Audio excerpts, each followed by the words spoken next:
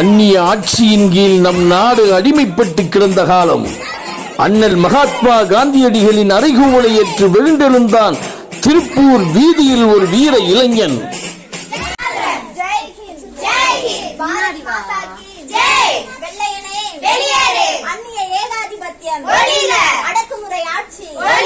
மரியாதையாக எல்லோரும் கலைந்து செல்லுங்கள். கலையாவிட்டால் உங்கள் மீது நடவடிக்கை எடுப்போம். உங்கள் சட்டத்தை உடைத்தறியத்தான் இந்த போராட்டம். தடையை மீறி ஊர்வலம் செல்வது குற்றம். தன்மானமற்ற உங்களை போன்றவர்கள் இந்த மண்ணிலே பிறந்ததை விடவா குற்றம்? அதிகாரத்தில் இருப்பவருக்கு அடிபணிந்து நடப்பதுதான் எங்கள் கடமை. பிற நாட்டில் இருந்து பிழைக்க வந்தவர்கள் போடும் பிச்சை காசுக்காக வெஞ்சாமரம் வீசுபவர்களே, இமய முதல் குமரி வரை எங்கள் இந்திய மக்கள் கொதித்தெழுந்து விட்டனர். நாட்டை வேட்டைக்காடாக்கிய நயவஞ்சகர்களை அடித்து விரட்டத்தான் போகிறோம். கூடிய சீக்கிரம் கோட்டையிலே எங்கள் மூவர்ண கொடி பட்டொலி வீசி பறக்கத்தான் போகிறது.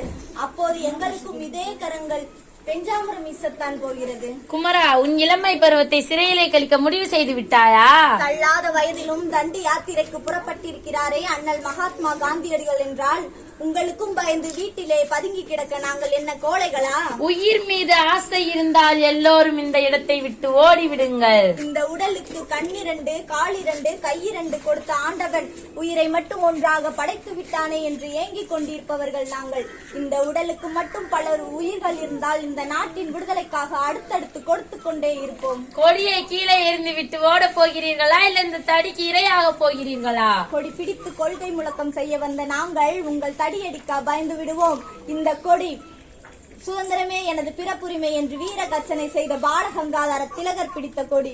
இந்த கொடி சுதேசி கப்பல் வெட்டு சிறையிலே செக்கிழுத்த செம்மல் சிதம்பரனார் பிடித்த கொடி. சுதந்திரமே எனது மூச்சு, மக்களின் நல்வாழ்வே நம்வாழ்வு என்று கூறிய பெருந்தலைவர் பிடித்த கொடி.